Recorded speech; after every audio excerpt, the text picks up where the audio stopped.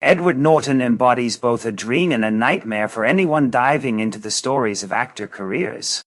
He's a whirlwind of talent and complexity, a young prodigy who nearly clinched an Oscar with his very first film, yet he also famously turned down a string of iconic roles that could have launched him into an entirely different Hollywood trajectory.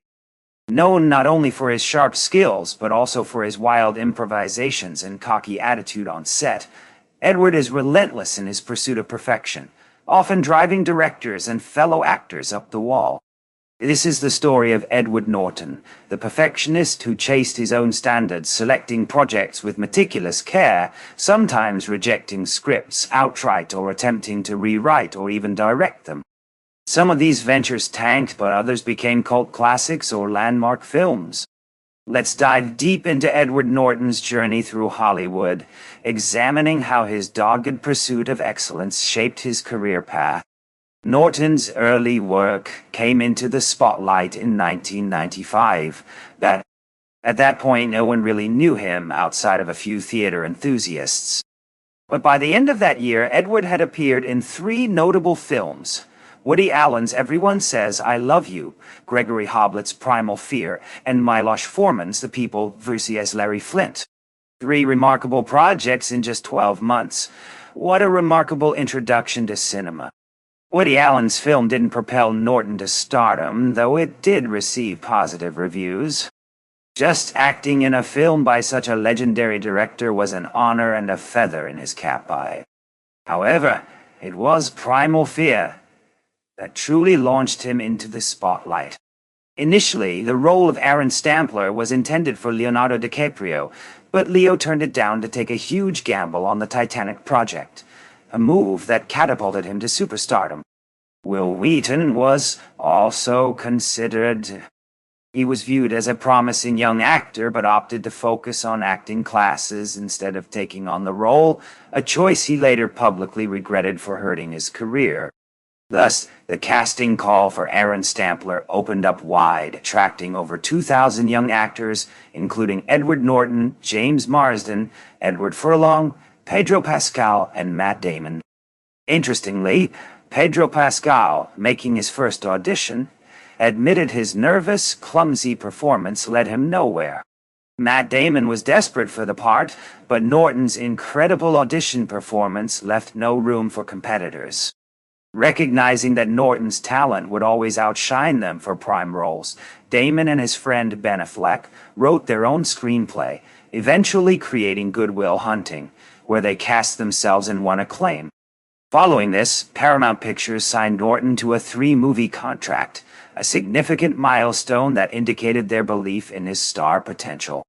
Primal Fear became a phenomenal success, grossing $100 million worldwide against a modest budget. More impressively, it swept numerous awards, with Edward Norton personally winning 9, including a prestigious Golden Globe. His portrayal earned him an Oscar nomination for Best Supporting Actor, although Cuba Gooding Jr. took home the prize that year. On the other hand, The People vs. Larry Flynt, directed by Miloš Forman, did not fare well commercially. Nevertheless, any Forman film carries legendary status in its own right, and it remains a notable part of Norton's early career portfolio. This period marked the beginning of Norton's intense and complex path through Hollywood, a path defined by outstanding performances, critical recognition, and a relentless quest to perfect every role and project he touched. One Flew Over the Cuckoo's Nest marked Edward Norton's big break in terms of financial success, but interestingly, his other projects rarely made money. Despite this, those films consistently earned the admiration of critics, who eagerly looked forward to more from him. Being part of a film by a Forman director was seen as a great honor. Norton was well aware of this prestige, which fueled his eagerness to participate in such projects from the very start. In fact, his involvement in a particular film eventually led to one of his future iconic roles. More on that later. After that, Norton took his time carefully selecting his next project before discovering the script for American History X. New Line Cinema had purchased the script from David McKenna and was actively searching for a director to bring it to life. They ultimately chose Tony Kaye, who was relatively new to directing feature films, having only worked on music videos and commercials up to that point. Initially, the studio wanted Christopher Walken or Joaquin Phoenix for the pivotal role of Derek. However, upon reading the script, Phoenix was so overwhelmed that he reportedly disappeared quickly like a flash. With no other options available, Tony Kaye was told to cast Edward Norton. Norton was immediately captivated by the script and enthusiastically accepted the role. Although Kaye was not thrilled about this casting choice, no one sought his opinion on the matter. The studio was excited to have a rising star like Norton on board, so Kaye faced the choice of accepting the situation or returning to shooting advertisements. When filming was complete, Kaye delivered his first cut on schedule, and test screenings followed. However, what happened next is subject to different interpretations. Some accounts suggest the studio asked Kaye to shorten the film's runtime, which sent him into a frustrated frenzy. Others say the studio loved the initial cut, but Kaye decided on his own to re-edit the movie, for reasons unclear.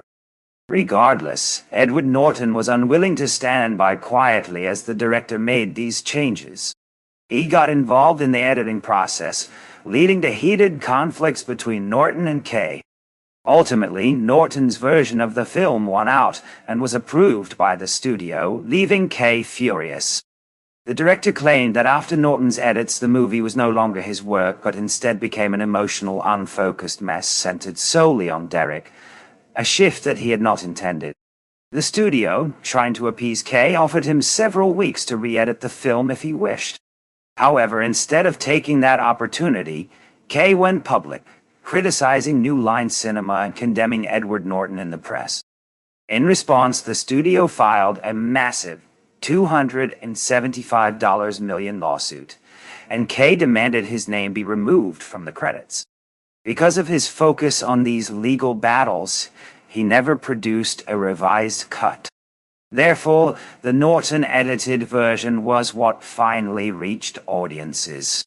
American History X went on to gross $24 million against a budget of just $4 million. While the box office returns were modest, the film's impact far outweighed its financial success. It became one of the most iconic movies in cinema history. Despite the off-screen drama and public feud, Norton remained largely silent throughout the controversy. He received numerous award nominations and accolades for his performance, including an Oscar nomination for Best Actor. Unfortunately, he lost again, this time to Roberto Benigni, a decision that many critics still regard as one of the biggest Oscar injustices in history. Interestingly, Tony Kaye eventually came to terms with the situation. He apologized to everyone involved and expressed satisfaction that his name remained credited on the film. For nearly 5 years now, Kaye has been working on a sequel intriguingly titled African History X, though it's uncertain when it will see the light of day. The question of whether this film will ever see the light of day remains as puzzling as the mystery of what Kaye might have been consuming back in 1998, when he unleashed this whirlwind. Releasing a new movie for him now would be a serious challenge. After the story unfolded, every time studios hear Kaye's name, they start massaging their foreheads in frustration, obviously trying to find some mental relief. For guaranteed comfort, might I suggest massaging the like and subscribe buttons instead. While Edward Norton was gaining acclaim for American History X, Matt Damon was steadily building his career, largely benefiting from roles Norton declined. Norton famously passed on Saving Private Ryan because he was too committed to American History X, allowing Damon to quickly jump into the role. A similar situation took place later with the talented Mr. Ripley, where Norton was cast in Rounders in 1998. Since there was only one Edward Norton, Damon also found a part in the film. Interestingly, Norton stayed surprisingly modest during this project, perhaps due to the presence of a powerful and intimidating producer who wouldn't tolerate any diver behavior from him. Despite this, Rounders grossed only $22 against a $12 million budget, falling far short of expectations. After his poker stint in Rounders, Norton was hyped for Milos Forman's Man on the Moon. However, between Norton and Jim Carrey, the studio chose Carrey, seeing him as a bigger box office draw. Unfortunately, Carrey's star power couldn't overcome Forman's string of flops, and the movie bombed. Norton also sought to work with Martin Scorsese on Bringing Out the Dead, but Scorsese decided Nicolas Cage was a better fit. Observing Norton lingering around producers, they tried to cast him in The Runaway Jury, but Norton shied away, instead running to David Fincher's secretive project about an underground club everyone was advised never to talk about: Fight Club. This film could have taken a very different path at first. The producers initially wanted Peter Jackson to helm the project, but he was about to embark on his long journey directing the Lord of the Rings trilogy through New Zealand's lush landscapes. Bryan Singer and Danny Boyle were also considered, though Singer disregarded the source material and Boyle was busy filming Leonardo DiCaprio on the beach. Only then did the producers remember Seven N and David Fincher. Fincher loved the book but was reluctant to work with 20th Century Fox again, haunted by his grim experience directing Alien 3. We've even got a video detailing that disaster. Check it out later. Eventually, the producers set up a meeting between Fincher and the studio head. They ended up hitting it off, hugging, kissing, and leaving past grievances behind, so Fincher came on board. It's now hard to imagine anyone other than Brad Pitt, Edward Norton, and Helena Bonham Carter as the powerful trio leading this film. However, at one point, it could have starred Russell Crowe, Matt Damon, and Reese Witherspoon. In fact, Witherspoon was the studio's first choice for Marla Singer, but she called the project gross and turned it down. Courtney Love, on the other hand, was eager to join, her wild reputation making her seem like an obvious pick. But that's exactly what Fincher didn't want. He wanted someone whose mind was truly scrambled and settled on Bonham Carter, who until then had mainly appeared in genteel period dramas. The producers had also considered Matt Damon, but he was busy elsewhere. So the film's casting evolved dramatically before settling on the iconic ensemble we know today. David Fincher was adamant about casting Edward Norton as the narrator in Fight Club, even though some might have suggested others like Sean Penn for the role. Interestingly, it wasn't Norton's performances in Primal Fear or American History X that sealed the deal for Fincher. Instead, it was his work in Edward Scissorhands and The People vs. Larry Flynt that truly impressed the director. Fincher, along with the cast, later described Fight Club as a movie that tackled serious themes but was made by a bunch of goofballs who had a great time during production. One legendary moment from the set perfectly captures this spirit. The scene where Norton's character delivers a punch to Brad Pitt's ear. That punch was completely real, unexpectedly painful for Pitt, and left him stunned. Remarkably, Fincher loved this raw authenticity so much that he insisted on keeping it in the movie. Known for his sometimes torturous methods with actors, Fincher pushed for genuine reactions, making the filmmaking experience both challenging and fun. If you want a video diving deeper into Fincher's style, 5,000 likes on this video might make that happen. While Norton didn't make major changes to the script, he did polish his character with subtle adjustments. Pitt and others involved, including the producers and Fincher himself, added their touches too. For example, Fincher decided to deviate from the novel's original ending, where the narrator ends up in a mental institution, crafting a different conclusion that suited the film better. Chuck Palahniuk, the author of Fight Club, was reportedly thrilled with most of these changes and admitted the film significantly improved the story.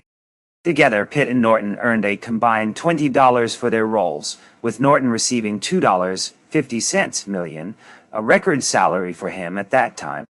But despite this success, Norton faced a tougher challenge during filming. Fincher's vision called for Pitt's character to become increasingly muscular and confident, while Norton's character was meant to look more isolated and frail. He even jokingly compared himself to Gollum. To achieve this contrast, Pitt was encouraged to indulge in good food, exercise intensely, and maintain a suntan. On the other hand, Norton had to stick to a strict diet, smoke, and deliberately avoid sleep. All the muscles he built for American history, X, vanished rapidly during this period to fit the role. When Fight Club first premiered, the question on everyone's minds was, how do you market a movie like this? Fincher believed the film warranted a unique marketing strategy that would subvert consumer culture, aligning with the movie's themes. However, the studio took a different approach, focusing their campaign on punches and Brad Pitt's rebellious charm, especially highlighting his ever-so-slightly chipped tooth. The promotional material was often aired during WWE and UFC events, a choice that left Fincher likely muttering a series of explicit words under his breath. While this guerrilla-style marketing might have been clever, it arguably brought in the wrong audience. Many came expecting non-stop fight scenes and displays of Pitt's physical prowess, not the deeper, nuanced narrative that Fight Club actually offered. This mismatch contributed to the film's underwhelming box office performance. Despite a $63 million budget, it barely crossed the $100 million mark worldwide. Yet, over time, Fight Club's reputation grew tremendously.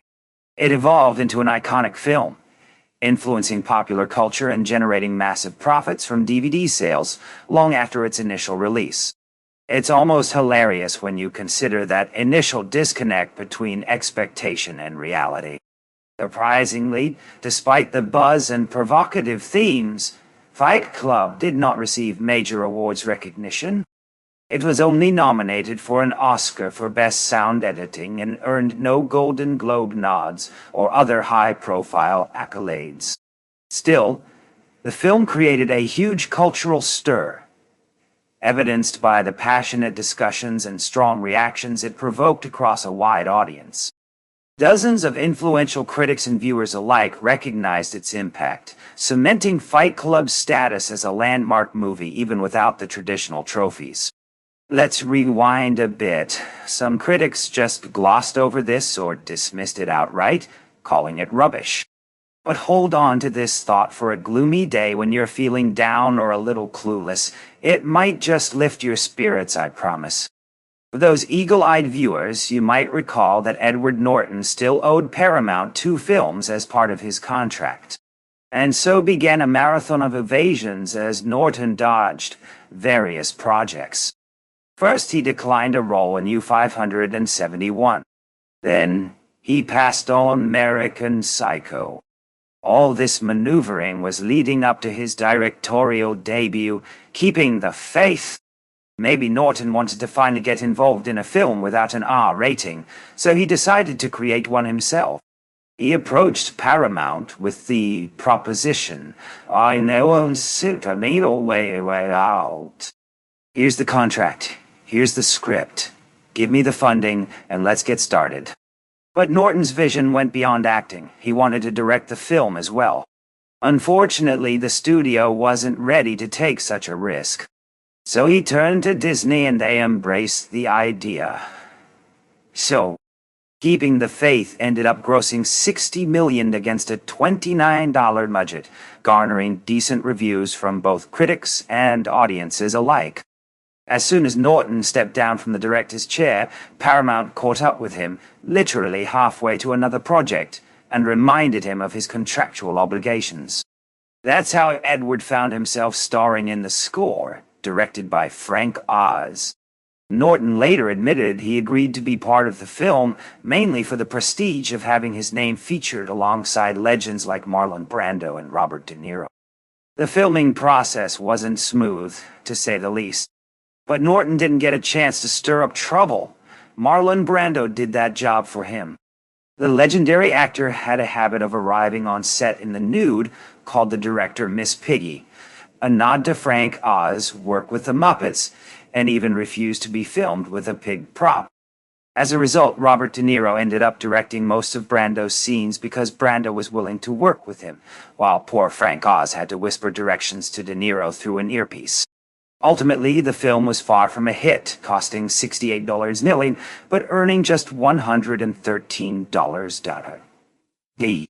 Fast forward to 2002, a pivotal year for Edward Norton.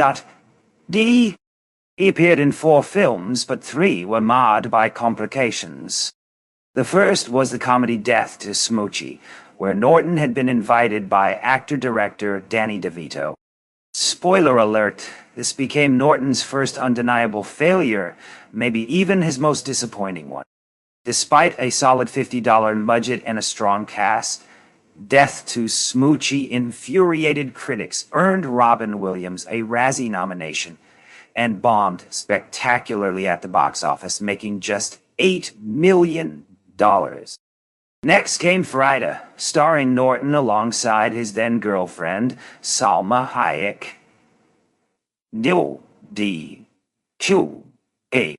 During filming, there were whispers about a notorious producer trying to woo Hayek, while Norton's presence kept the situation in check. Meanwhile, Norton sensed the screenplay had problems, suspecting it was off. He took it upon himself to overhaul the script completely, rewriting it from top to bottom. Norton later admitted to these extensive changes.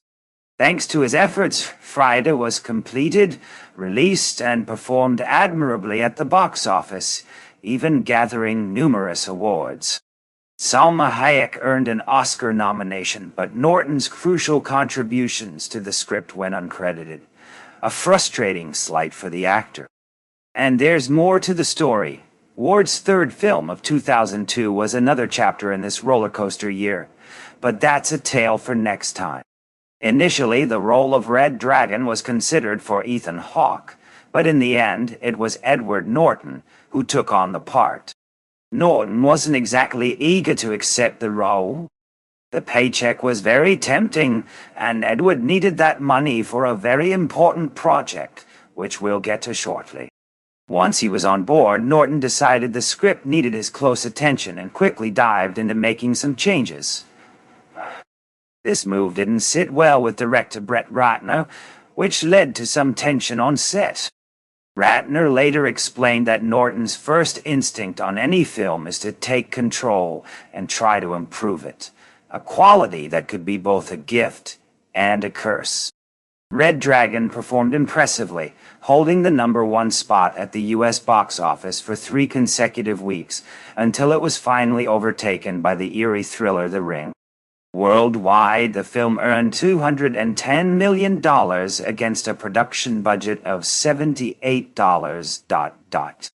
While these numbers look solid, the studio was hoping for more, especially considering that the previous film, Hannibal, had earned nearly twice as much just a year earlier. The anticipated similar success didn't quite materialize. That critical money Edward needed was for his 4th film in 2002, 25th Hour.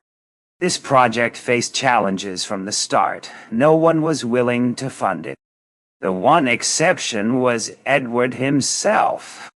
He loved the novel by David Benioff, one of the creators of the acclaimed Game of Thrones series, and was passionate about making the adaptation happen. So he personally financed the film and also took on a lead role.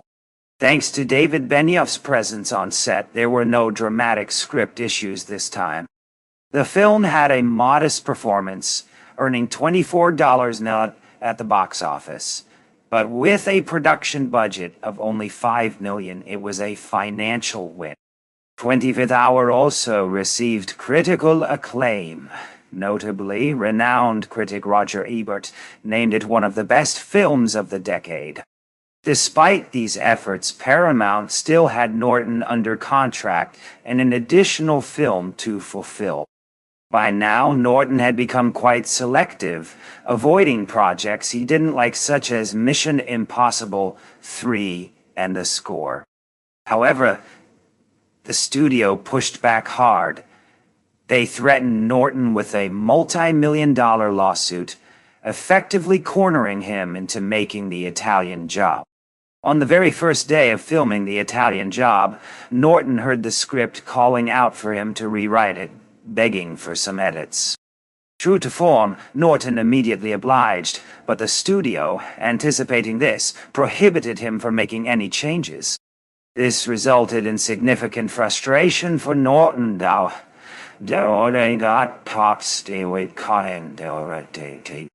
Instead of rewriting the script, he decided to express his dissatisfaction in another way. He deliberately created a ridiculous image for his character, complete with an awkward, puberty-like mustache. On set, he clashed with the crew and improvised wildly, even when no one asked him to.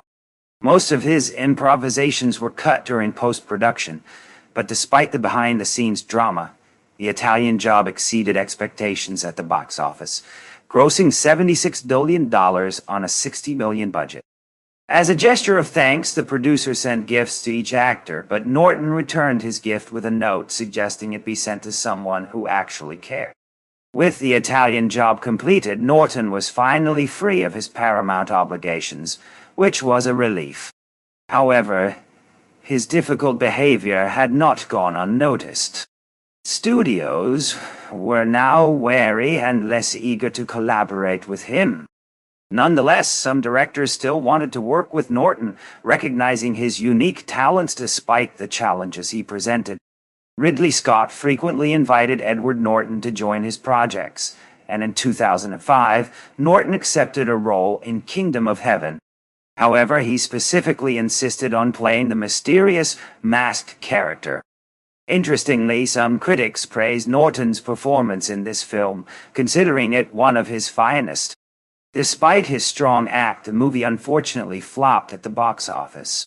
With a hefty production budget of $130 million, Kingdom of Heaven managed to gross only $218, a figure that barely covered marketing costs and the theater cuts. That same year, Norton starred in another film, Down in the Valley, which performed even worse commercially. But 2006 turned out to be a more successful year for him, thanks to two magician-themed movies releasing around the same time, The Prestige and The Illusionist. The Prestige, which came with a larger budget, was directed by Christopher Nolan. Norton starred in The Illusionist, which featured a score by composer Philip Glass.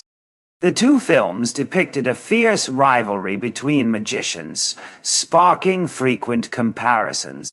The Illusionist initially saw a limited release, but expanded widely after 3 weeks, eventually climbing to 5th place at the box office.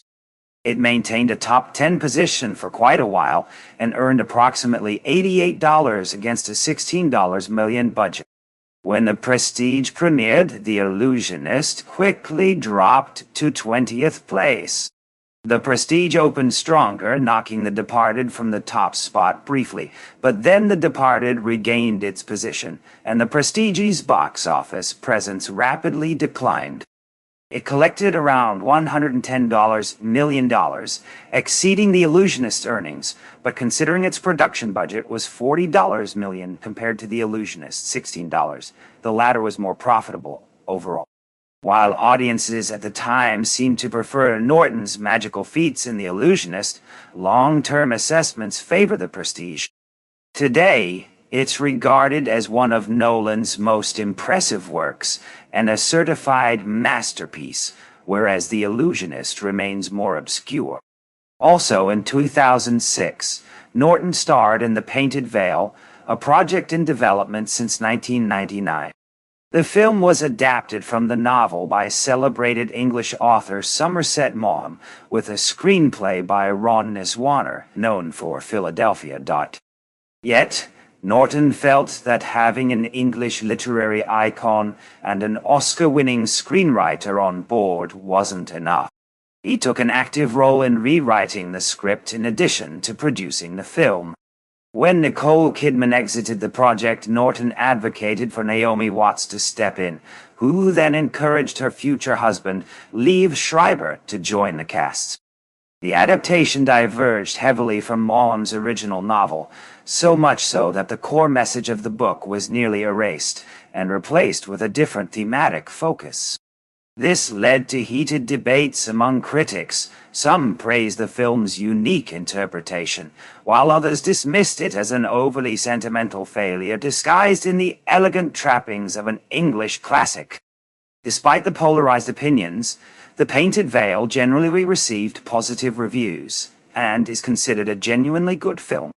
It was positioned as an awards contender, but major awards largely overlooked it.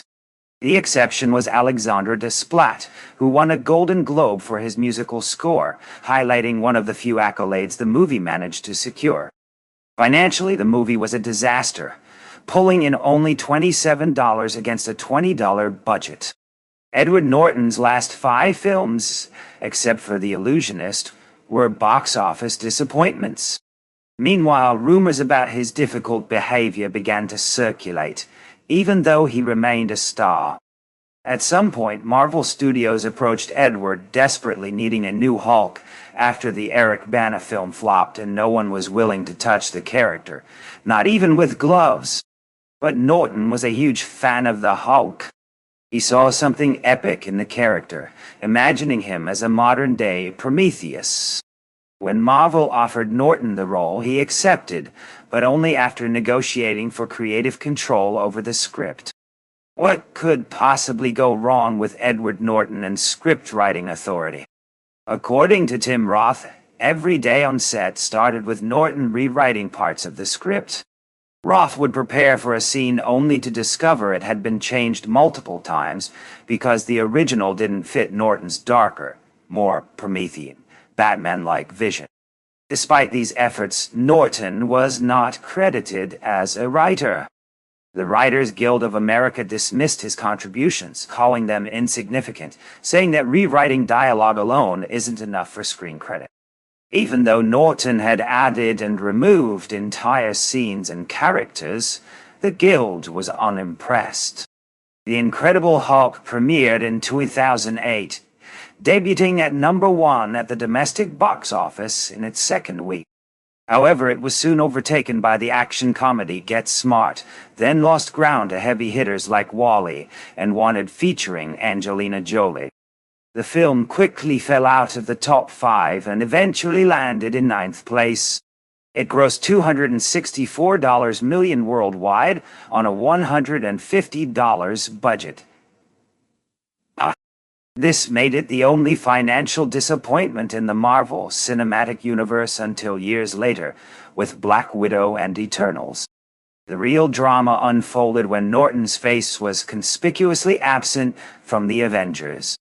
Initially, rumors claimed Edward demanded a massive payday, while Mark Ruffalo was happy with just a modest fee. Then, Kevin Feige, Marvel's chief, added fuel to the fire by saying the decision wasn't about money, but about Marvel's high standards for creativity and collaboration. Norton shot back, calling Feige's statement nonsense, and denied that money was the main issue. He admitted he asked for a lot, but Marvel wasn't willing to meet his demands. As usual, the truth probably lies somewhere in the middle. Had The Incredible Hulk been a bigger hit, Marvel might have agreed to Norton's terms and afforded him more creative influence, just as they did with Robert Downey Jr. But since Hulk was a flop, it didn't happen. Today, Norton rarely talks about the project or Marvel in general. When he does, it comes off as awkward, like discussing an embarrassing old wound. In terms of career impact, Hulk's failure, alongside another flop, Pride and Glory, dealt a significant blow to Norton's trajectory. A curious anecdote here. Nick Nolte was originally set to star alongside Norton in Pride and Glory, but withdrew suddenly, citing illness. Later, Norty admitted to stepping away for other reasons. Edward Norton's health was completely fine during this period, yet he vanished from the spotlight mainly due to his cocky attitude. That's what caused him trouble. Jon Voight, however, accepted the challenging roles that Norton avoided, and later admitted those roles were extremely tough. After this series of box office flops, Norton pulled back, opting for smaller, less commercial projects like Leaves of Grass and Stone. He even took a minor part in Ricky Gervais' The Invention of Lying, but none of these movies made significant money, though it's debatable whether they were ever intended to be major hits. In 2012, Norton returned to a blockbuster franchise with The Bourne Legacy.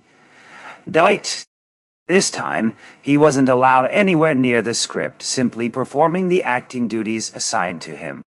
Despite being part of a successful franchise, the film underperformed, earning $276 million worldwide against a $125 million budget.